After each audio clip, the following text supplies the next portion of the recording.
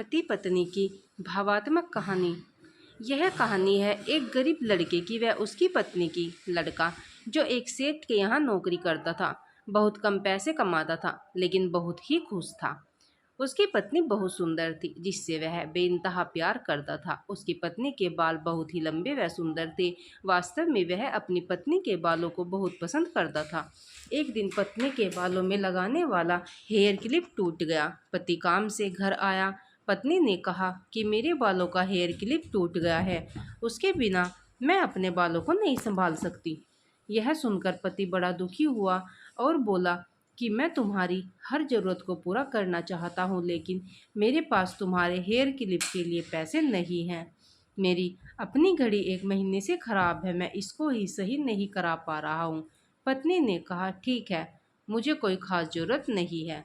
अगले दिन पति काम पर जा रहा था, लेकिन उसके मन में वही बात चल रही थी कि मेरी पत्नी ने पहली बार मुझसे किसी चीज़ को कहा था, लेकिन मैं उसको भी पूरा नहीं कर पाया।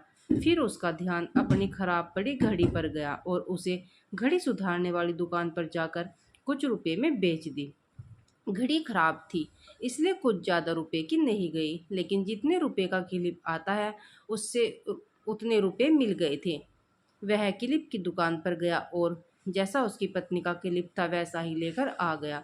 पति बहुत खुश था कि आज अपनी पत्नी को जाकर कुछ देने वाला हूँ। पति घर पहुंचा तो देखा कि उसकी पत्नी के जो लंबे सुंदर बाल थे वो बिल्कुल छोटे करवा लिए हैं।